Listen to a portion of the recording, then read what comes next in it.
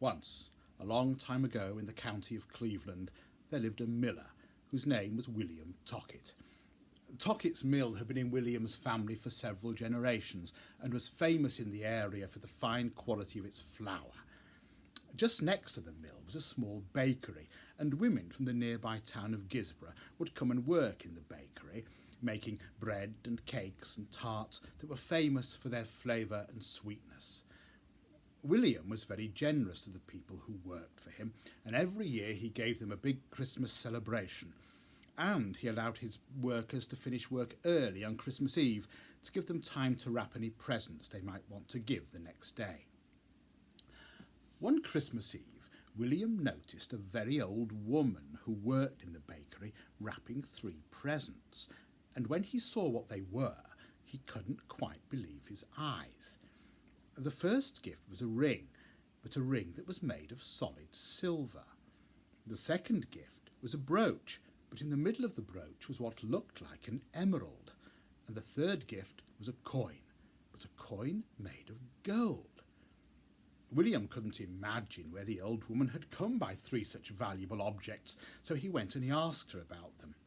"Oh, bless me, Mr. Tockett," said the old lady, "I've had these a long time, back since I was a young woman in my 20s, back when your grandfather was in charge of the mill. I'm getting old now.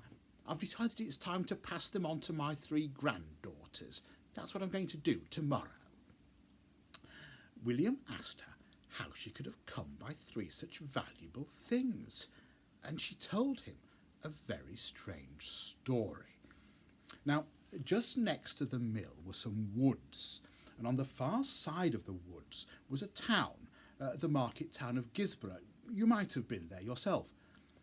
If you have been to Guisborough, you'll know that at one end of the high street are the ruins of an old priory. Now, the woman said that when she was young, the priory wasn't in ruins and there were still monks living and worshipping there.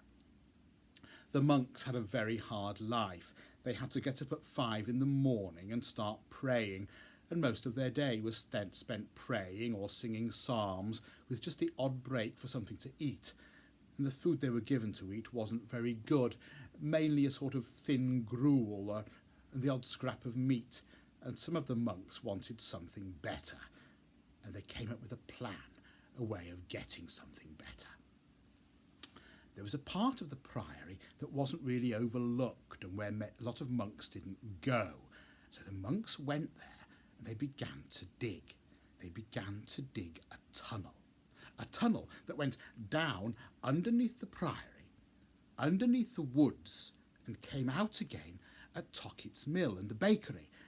And at night the monks could sneak through the tunnel, go to the bakery and buy cakes and tarts and all the things that monks weren't supposed to enjoy.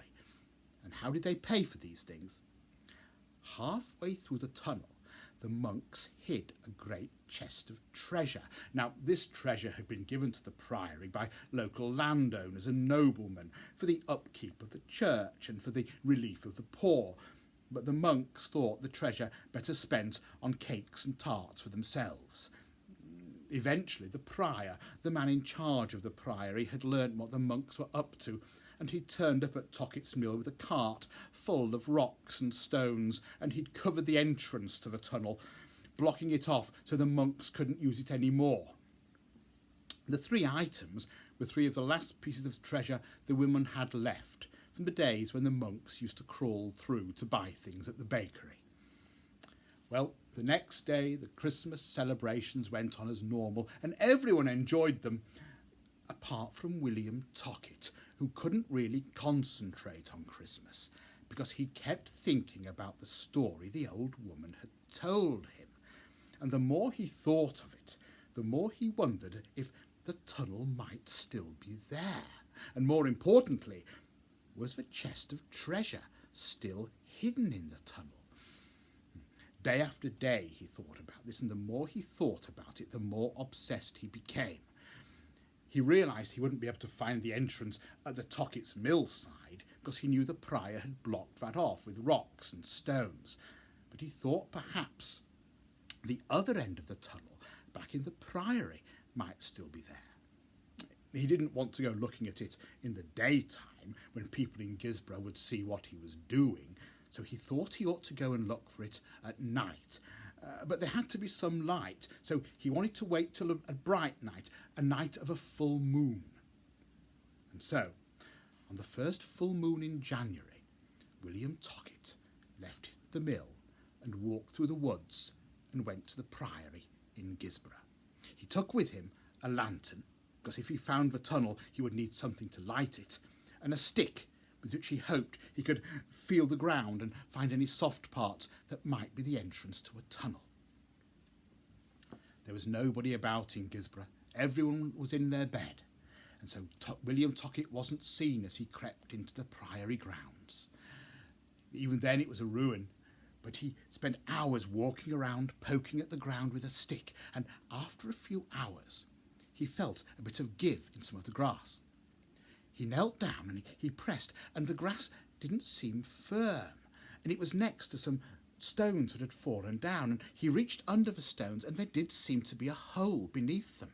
He started digging around the stones, and the grass came away, and underneath the stones, he saw there was indeed an opening. He lowered his lantern into it, and it did look like a passageway. Very carefully, William Tockett lowered himself into the hole, and it was indeed a tunnel. By the light of his lantern, he started walking through the dark tunnel. He'd been in tunnels and passages before, and in mines. There were lots of old mine workings in the area, and in all of those places he'd heard things, the rustling and scuffling of rats. But this tunnel was completely silent, eerily so. Yet still, very slowly and very carefully, William Tockett walked, holding his lantern before him. And after a while he saw a shape in the tunnel, a box-like shape. And walking closer, he saw that it was an old wooden chest. He knelt down next to the chest and brushed the dust off it. And then carefully he tried to lift the lid. And sure enough, the lid on its rusty old hinges began to open. And there, by the light of his lantern, William Tockett saw that the old wooden chest was filled with golden coins and jewels. He had indeed found the treasure hidden there by the monks, and he was just about to reach inside the chest and grab a handful of gold when he did hear something, a great flapping, screeching noise. And looking up, he saw a shape moving through the air toward him. He held up his lantern and he saw that it was a huge raven. The raven flew down and landed on the chest, glaring at William with beady black eyes. William backed away from the raven, and the raven, gathering itself up, launched itself at William's face, scratching William's face with its talons, trying to peck his eyes with its beak. William turned and he ran as fast as he could through the tunnel away from the raven, but he could feel the raven scrabbling and scratching at his back. He ran and he ran and he ran until he came to the opening up into the Priory, and he pulled himself out and he ran to the Priory grounds. He turned once to see if the raven had flown out of the tunnel behind him. The raven had flown out, but as the raven flew above the ground, the raven itself began to grow larger and larger and larger. And the raven began to change shape until it took on the shape of a man dressed in the long black robes of a monk. And the dark monk figure, chased William.